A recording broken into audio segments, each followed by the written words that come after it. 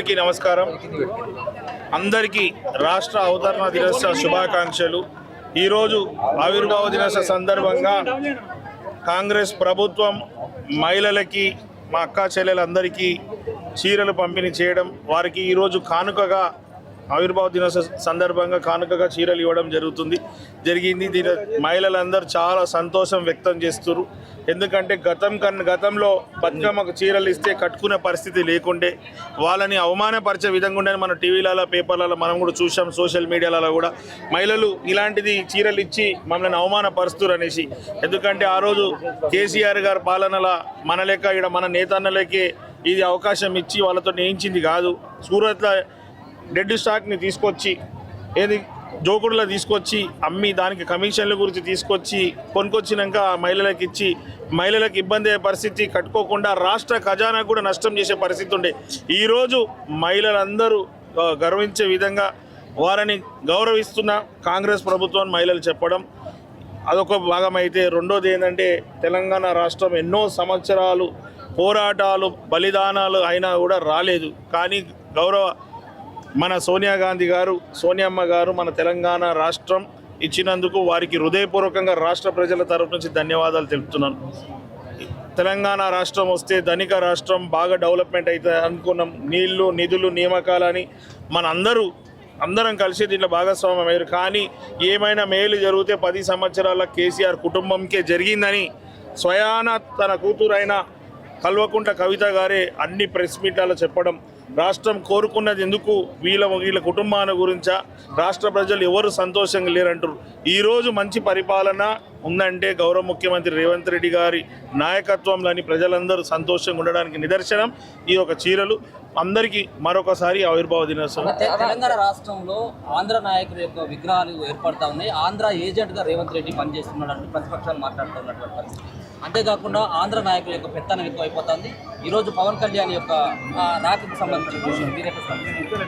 మనం ఇప్పుడు ప్రశాంతంగా ఉన్న రాష్ట్రాన్ని మళ్ళీ ఇబ్బందికరంగా వాతావరణం చేయాలని దీని వెనుక బీజేపీ వాళ్ళు కూడా ఉన్నారని, బీఆర్ఎస్ వాళ్ళు కూడా, బీజేపీ బీఆర్ఎస్ ఒకటే, వారు ఇద్దరు కలిసే ఉంటారు కాబట్టి ఇప్పుడు వాళ్ళది నడుస్తలేదు కాబట్టి పవన్ కళ్యాణ్ తీసుకొచ్చి మళ్ళీ గందరగోళం సృష్టించి రాష్ట్రంలో లా అండ్ ఆర్డర్ కూడా ప్రాబ్లం వస్తట్టు మళ్ళీ సెంటిమెంటరీని లేపి రాజకీయం చేయాలని ఆలోచన ఉంది. కానీ రాష్ట్ర ప్రజలు బాగా చైతన్య పరులు, బాగా అవగాహన ఉన్న పరులు. గత 10 సంవత్సరాలు ఏమైంది, ఇప్పుడు ఏం జరుగుతుంది, 2.5 సంవత్సరాలు గమనించారు కాబట్టి ఏమీ కాదు. ఎవరు వచ్చినా కూడా కాంగ్రెస్ పార్టీకే పట్టం కడతారు ప్రజలందరూ. ఇప్పుడు చూసి 2023 ఎలక్షన్ నుంచి ఏ ఎలక్షన్ వచ్చినా కూడా కాంగ్రెస్ పార్టీకే ఆశీర్వాదిస్తారు కాబట్టి రానున్న రోజులు అదే జరుగుతుంది. ఈ చిల్లర మల్లర రాజకీయం చేస్తారు కాబట్టి ఎంత రాజకీయం చేసినా మన తెలంగాణ ప్రజలు ఎంత ధైర్యవంతులు, పోరాటానికి దేనికైనా సిద్ధంగా ఉంటారు. కాబట్టి తెలంగాణ రాష్ట్రమే తెచ్చుకున్నాక ఈ పవన్ కళ్యాణ్ కానీ మిగతా వాళ్ళు ఎంత అని అవన్నీ మాటలు చెప్పి కన్ఫ్యూజన్ చేసి వితిన్ పార్టీలో కావచ్చు ప్రజలను కన్విన్స్ చేయాలని వాళ్ళ ఆలోచన. అలాంటి ఆలోచనకి ఏమి తావులేదు. అంత బ్రహ్మాండంగా పార్టీ కావచ్చు, ఇక్కడ ప్రభుత్వం బాగుంది, మంచిగానే నడుస్తుంది. ప్రజలు ఆశించిన విధంగా ఇప్పుడు నిజమైన తెలంగాణ కోరుకున్నట్టు ఉన్నదని అది కూడా ప్రతి నోట మీరు వింటారు. 10 సంవత్సరాలు ఏమైనా జరిగిందంటే కేసీఆర్ కుటుంబానికే మేలు జరిగింది కానీ రాష్ట్ర ప్రజలకు ఎక్కడ మేలు జరగలే. ఇవి ఈరోజు మీరు చూసినట్టయితే ఏ ఒక్క పథకమైనా మహిళల పేరు మీద పెట్టి మహిళలను గౌరవించడం, మహిళలు ఇంటికే పరిమితం కాదు, పెద్ద పెద్ద వ్యాపారవేత్తలు చేయాలి.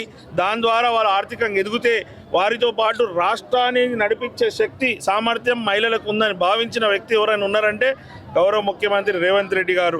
వాళ్ళు బిజినెస్లు చేసుకుంటే వాళ్ళు గవర్నమెంట్ ట్యాక్సులు కడతారు. వాళ్ళ ట్యాక్సులతోటి వ్యాపారం నడిచే పరిస్థితికి రాష్ట్రం ఏర్పడాలి.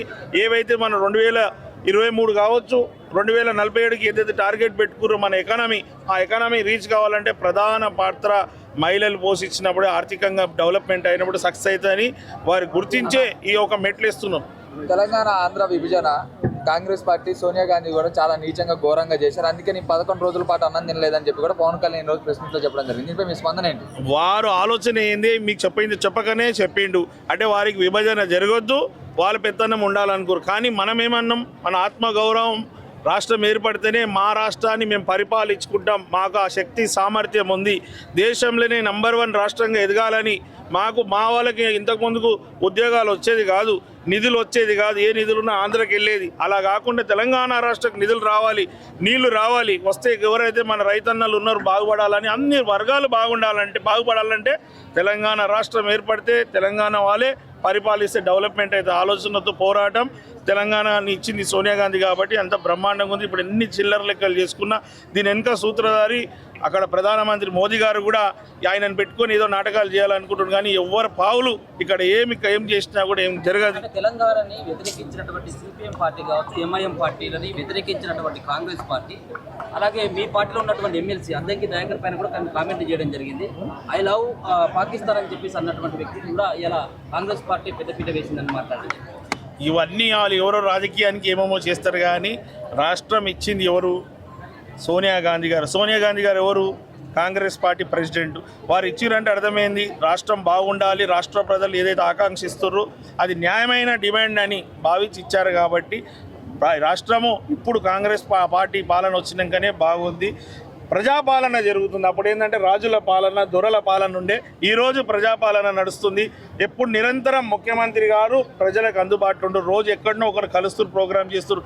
అప్పుడు వారిని ఎవరైనా చూసిన వాళ్ళు కేసీఆర్ని పుట్టి మనం ఎప్పుడు చూస్తుంటే ఆయన కార్లో ఈ రోడ్లో పోతున్నప్పుడు, ఆయన ఫామ్ హౌస్ పోతుంటే ట్రాఫిక్ ఆంక్షలు పెట్టి ట్రాఫిక్ మొత్తం ఇబ్బంది అవుతుండే ఒకటి. రెండోది ఏంది, పోలీసు వాళ్ళు గంటలు ఎండలో నిలబడుతుండే. ఆ ఇబ్బందులే చూసినాం కానీ ముఖ్యమంత్రిని చూడలే, మంచి పరిపాలన చూడలే. అందుకే వారికి బుద్ధి చెప్పి పర్మనెంట్గా ఫామ్ హౌస్కే పెట్టారు. మా దగ్గర నిన్న మొన్న కూడా చర్చలు వస్తే మనకి ఇక్కడనే ఎన్నోసార్లు, వందల సార్లు ఏడిపోయిండు. జూబ్లీహిల్స్ నుంచి ఆయన ఫామ్ హౌస్ పోయిండు. ఎలివేటెడ్ కారిడార్ కట్టుకునే పరిస్థితి లేదు. 10 సంవత్సరాలు నేను బాగా కష్టపడడం చేసినట్టే 10 సంవత్సరాలు వాళ్ళు నిజంగా వాళ్ళతోటి మోదీ గారితో దీంతో మాట్లాడి ఉంటే వచ్చింటే కదా. వారు ఏమి చేయలే, ఏమైనా చేసుకురు అంటే వాళ్ళ గురించి చేసుకురు. అంచెలంచెలుగా ఆర్థికంగా ఎదిగిపోయారు. కాబట్టి ఇప్పుడు కొత్త డ్రామాలు వాళ్ళు చేయిస్తారు, వీళ్ళు చేయిస్తారు. మొత్తంగా ఎవరు ఆట సాగుతలేదు కాబట్టి ఏ విధంగా ఆడాలనేసి ఒక్కొక్కరు ఒక పేర్లు తీసుకొచ్చి ఏమో కన్ఫ్యూజ్ చేయాలనుకుంటారు. ప్రజలు క్లారిటీ ఉంది, అన్ని మేలైతే వాళ్ళు కష్టపడ్డదానికే మీరు డిబేట్ పెట్టి మాట్లాడి చెప్తాం మీకు ఏమైంది, కంటోన్మెంట్కి ఏం చేస్తా అన్నాడు, దత్తకు తీసుకుంటా అన్నాడు. ఎప్పుడైనా ఇదే దారిలో 100 సార్లు పోయిండు. ఎప్పుడైనా కంటోన్మెంట్ నిలబడి చూసిరా? ఏమి ఇచ్చిర్రు? ఈరోజు మనకు రిజర్వాయర్ లేదు, నీళ్ళు ఇవ్వడానికి ఎంతసేపు అవుతుండే? నీళ్ళు ఇస్తుండే కదా.